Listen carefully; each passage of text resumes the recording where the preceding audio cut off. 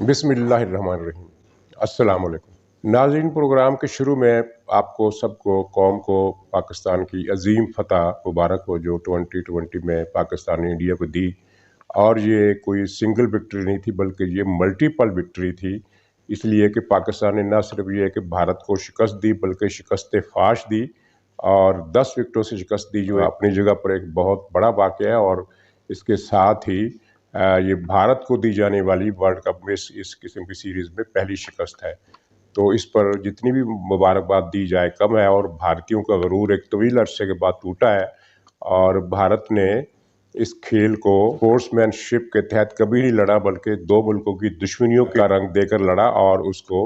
منہ کی جو جس طرح کھانی پڑی ہے، اب انشاءاللہ امید ہے کہ ان کا جو غرور ہے کافی لمبے عرصے کے لیے ٹوٹ جائے گا۔ تو ناظرین، سیاسی موضوع کی طرف پلٹتے ہیں۔ صورتحال یہ ہے کہ بلوچستان میں تبدیلی سے اس ہائبرڈ نظام کے خاتمے کا آغاز ہو گیا ہے، اور وہ منہدم ہونا شروع ہو گیا ہے، جس کی ابتدا بلوچستان ہی سے رکھی گئی تھی۔ اور جام کمال نے جیسا کہ اندازہ تھا، یہ دیکھتے ہوئے کہ اب ان کے پاس جیتنے کا کوئی امکان نہیں ہے، اور اپوزیشن سے مراد یہ ہے کہ ان کی جو اپوزیشن ہے، ورنہ تو ان کے خلاف جو اتحاد بنا ہے اس میں حکمران پارٹی کے ارکان بھی شامل ہے، تو ان کی جو اپوزیشن تھی ان کے پاس بہت زیادہ میجارٹی آ گئی تھی، اور پھر ان کے پاس استعفیٰ دینے کے علاوہ کچھ چارہ نہیں رہا تھا۔ اب جو بلوچستان میں حکومت بنے گی، بظاہر تو اس کی جو قیادت ہے، جو اس کو لیڈ کریں گے، وہ پرو اسٹیبلشمنٹ عناصر ہی ہوں گے، لیکن یہ حکومت عمران فرینڈلی نہیں ہوگی۔ یہ عمران کی، اگر آپ اس کو دشمن حکومت نہ کہیں تو مناسب ہے، لیکن یہ عمران کی دوست حکومت بھی نہیں ہوگی، اور عملاً یہ تحریک انصاف کے دائرہ اختیار سے، دائرہ اثر سے باہر کی حکومت ہوگی، کیونکہ ایک تو قدوس بزنجو صاحب پر اب جن کا سایہ ہے وہ عمران کے ہاتھ حامی نہیں رہے، اور دوسری بات یہ ہے کہ یہ جو نئی مخلوط حکومت بنے گی اس میں JUI کے اور دوسری ان قوم پرست پارٹیوں کے جن کے جمہوری کریڈنشلز ہیں وہ بالادست رہیں گے، اور اس طرح اب عمران کی حکومت جو ہے وہ بلوچستان میں جو اس کا دائرہ اثر تھا وہ ختم ہو گیا ہے، اور یہ پہلی کڑی ہے اس نظام کے انہدام کی جو 3 سال پہلے بہت دھوم دھام سے نافذ کیا گیا تھا، اور جس کے بارے میں کہا کرتا ہوں کہ یہ دنیا کا سب سے مہنگا سیاسی پروجیکٹ تھا جو لانچ کیا گیا، جس کے لیے پاکستان کی معیشت کی اینٹ سے اینٹ بجا دی گئی، پاکستان کے استحکام کو خطرے میں ڈال دیا گیا، پاکستان کا وجود داؤ پر لگا دیا گیا، اس کے ادارے تباہ کر دیے گئے، عدل اور قانون اور انصاف کا مذاق بنا دیا گیا، اور واٹس ایپ پر فیصلے کیے گئے، اور سیاسی ظلم اور سیاسی انتقام کی مثالیں قائم کی گئیں، میڈیا کو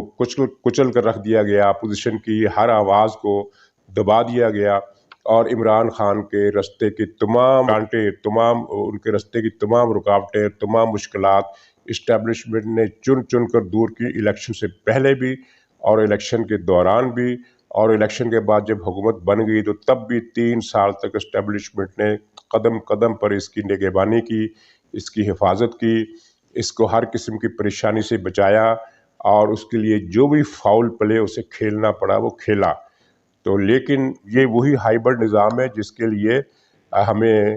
ملک کے مقتدر حضرات نے بریفنگز دی اور اس کی برکات بتائیں اور اس کے فائدے بتائے، اور جو کرائے کے دانشور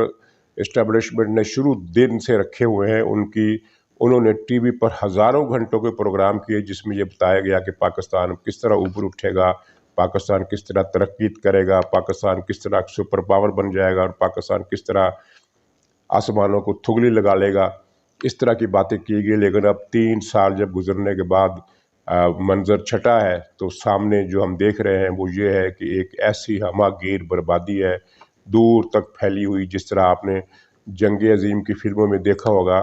کہ بمباری کے بعد، کارپیٹ بمباری کے بعد شہروں کے شہر اینٹوں کا ڈھیر بن جاتے ہیں، تو پتہ یہ چلا کہ ہائبرڈ نظام نے پاکستان کو اینٹوں اور ملبے کا ڈھیر بنا دیا ہے، اور ترقی کے تمام امکانات اس نے ختم کر دیے ہیں۔ اور ناظرین، جو بات کہنی نہیں چاہیے لیکن کہنی پڑ رہی ہے کہ یہ جو بھی بربادی ہوئی ہے اب تک، یہ کچھ بھی نہیں ہے، کیونکہ اب اگلے 1-2 مہینوں میں جو بربادی ہونے والی ہے، جس کو اب روکنا کسی کے بس میں نظر نہیں آ رہا، وہ عمران خان کا ایجنڈا، اور وہ جو اسٹیٹ بینک کا گورنر ہے رضا باکر، وہ جس مشن پر آیا ہے وہ اس مشن کے ابھی مزید تلخ اور ڈراؤنے ثمرات اگلے 1-2 مہینوں میں مل رہے ہیں، بلکہ اسی مہینے سے تباہی کا ایک نیا دور رضا باکر کا اور عمران خان کا جو مشترکہ ایجنڈا ہے اس کے تحت پاکستان پر ایک بہت بڑی تباہی معیشت کی شکل میں اور افراط زر کی شکل میں، تجارتی خسارے کی شکل میں، اور ایک وسیع تر جو جس طرح ہمارے زر مبادلہ کا بحران آ رہا ہے اس میں بھی، اور IMF کی جو نئی شرطیں ہیں جن کے بارے میں مبصرین کا کہنا ہے کہ اگر وہ ہم نہیں مانتے تب بھی مرتے ہیں اور اگر ہم مانتے ہیں تو تب بھی مرتے ہیں، یہ کس ایسی مشکل میں اس ہائیبرڈ نظام نے پھنسا دیا ہے۔ بہرحال یہ اب ہائیبرڈ نظام اپنی موت کی طرف بڑھ رہا ہے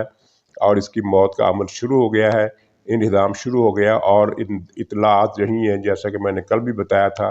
کہ پنجاب میں تبدیلی کے لیے مسلم لیگ نون پر دباؤ بڑھ رہا ہے۔ مسلم لیگ نون جو ہے وہ کچھ مزاحمت کر رہی ہے، اس لیے کہ اس کا کہنا ہے کہ پنجاب میں اگر بزدار حکومت کو ہٹا دیا گیا تو نئی حکومت کی سربراہی کون کرے گا، اور یہ نئی حکومت جو ہے ظاہر ہے یہ بھی ایک کمزور حکومت ہوگی کیونکہ مسلم لیگ کے پاس واضح اکثریت نہیں ہے،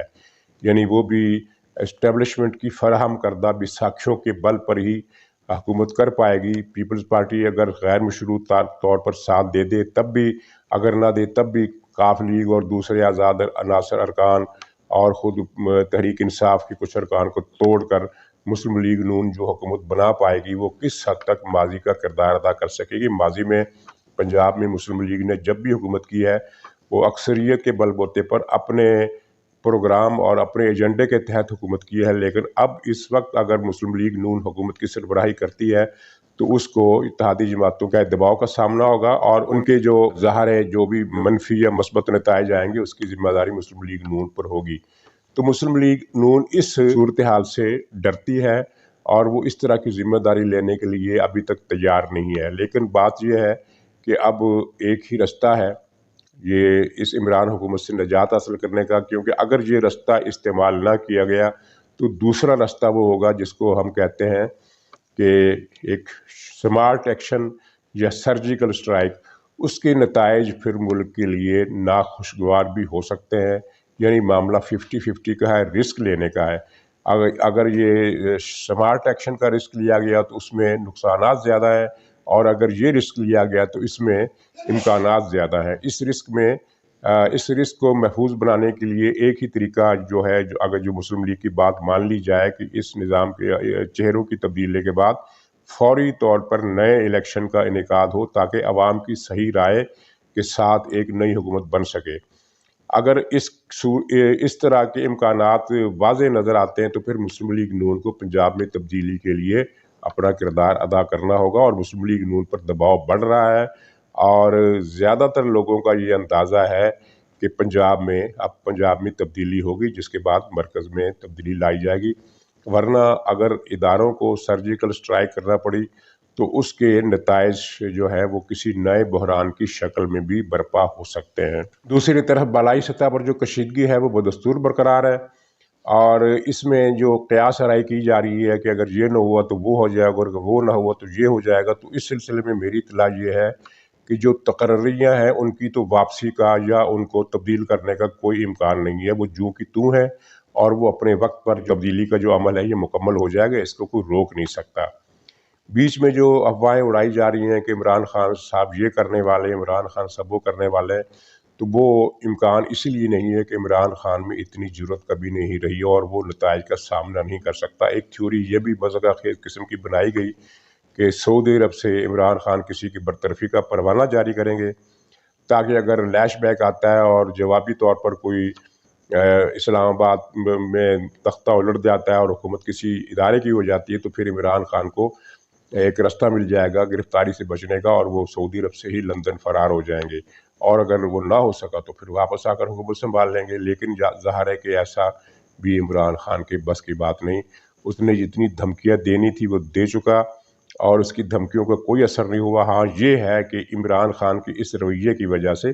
پاکستان کے اداروں کو ایک خفت آمیز پوزیشن میں اپنی پوزیشن بچانی پڑ رہی ہے، اور وہ جس طرح کا ایمبیرسنگ پوزیشن ان کے لیے ہوئی ہے ماضی میں اس طرح کبھی ہوئی نہیں، اور ظاہر ہے اس کا زیادہ نقصان عمران خان کو ہے کیونکہ اس کی نتیجے میں یہ ایک انڈیو ایمبیرسمنٹ اداروں کو ہوئی ہے، تو اس کے عوض ان کا اشتعال بڑھا ہے، ان کا غصہ بڑھا ہے۔ اور اگر کہیں کسی جگہ پر عمران خان کے لیے کسی نہ کسی حوالے سے تھوڑا بہت نرم گوشہ تھا تو وہ ختم ہو گیا ہے، اور اب اسٹیبلشمنٹ پوری طرح اس حوالے سے عمران خان کے بارے میں جو رائے اس نے بنائی ہے اس پر یکسو ہے۔ یہ عمران خان کے لیے بڑا گھاٹے کا سودا ہے۔ اور پھر جیسا کہ ناظرین آپ کو پہلے بھی اس حوالے سے میں نے ذکر کیا تھا کہ اگر عمران خان کو سیاسی شہادت ملتی ہے، یعنی بقول ان کے جس کو وہ سیاسی شہادت کہتے ہیں، تو اس کے بعد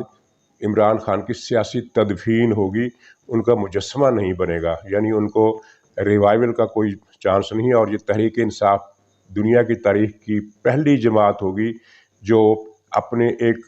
3 سال کی مدت کی حکومت کے بعد، یا جتنا بھی اس کا ٹینیور تھا 3.25 سال جو بھی، اس کے بعد وہ ہمیشہ کے لیے ختم ہو جائے گی۔ ماضی میں ہر جماعت اپنا وجود کسی نہ کسی شکل میں برقرار رکھتی ہے، حتیٰ کہ قاف لیگ بھی، جس کی عوام میں کوئی سے نہیں ہے، وہ بھی ایک نام کی حد تک موجود ہے، اور پنجاب اسمبلی میں اس کی 4 یا 5 سیٹیں ہیں، اور قومی اسمبلی میں بھی اس کی 2 سیٹیں ہیں۔ تو لیکن یہ تحریک انصاف ہوگی کہ جس کا نام سیاسی تاریخ سے ختم ہو جائے گا عمران خان کی چھٹی ہونے کے بعد۔ یہ اس کا ریوائول جو ہے وہ خارج امکان ہے۔ تو عمران خان نے یہ گھاٹے کا سودا کیا، اور تیسری طرف یہ لبیک کے ساتھ عمران حکومت نے جو واردات کی ہے وہ بھی اس کے گلے پڑ جانے والی ہے۔ اس لیے واردات یہ کی گئی کہ ہم مذاکرات کریں گے، اور مذاکرات ہوئے،